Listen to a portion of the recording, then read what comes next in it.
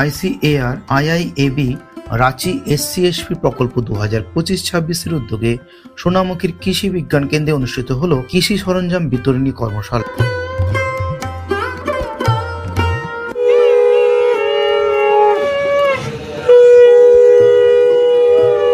মাননীয় মন্ত্রী মহোদয় স্বাগতম। একটা ধামা দুটো প্রধান।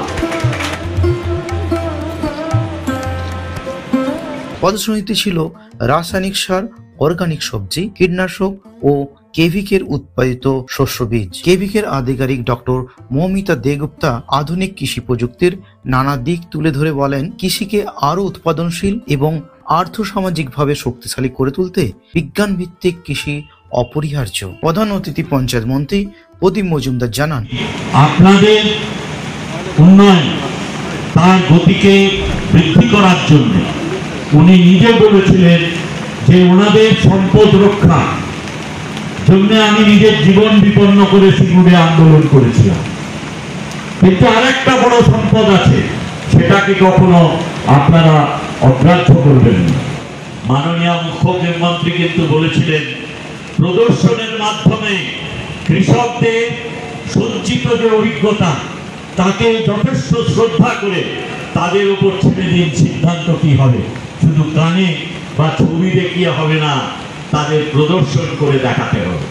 বাঁকুড়া কৃষিক্ষেত্রে উল্লেখযোগ্য অগ্রগতি করেছে।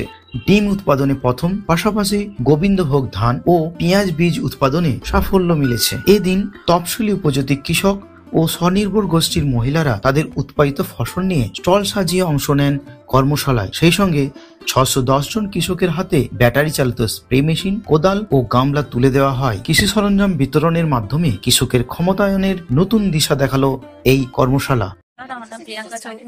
আমি সিআরপি হিসাবে কাজ করি। তো আজকে আমাদের মন্ত্রী আসছেন, আমরা এই সমস্ত জিনিস হাতে তৈরি করি। মন্ত্রী আসছেন যে তাই আমাদের এখানে যদি কিছু বিক্রি হয় সেটা আমরা স্টলে বসেছি। নমস্কার, আমার নাম পারভিন বেগম মন্ডল। আমি সোনামুখী ব্লকের রাধামোহনপুর জিপি থেকে এসেছি। আমরা সমন্বিত কৃষি গোষ্ঠী দ্বারা কেভিকের সাহায্যে কিছু প্রোডাক্ট আমরা তৈরি করতে পেরেছি, জৈব কৃষি।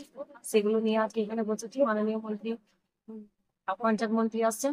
যদি এখানে কিছু আমাদের বিক্রি বাটা হয় আসতে পারে।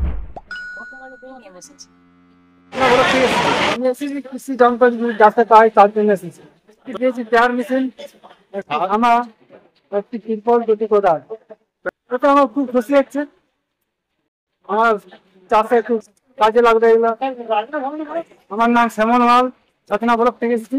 ব্যুরো রিপোর্ট, জেলার বার্তা।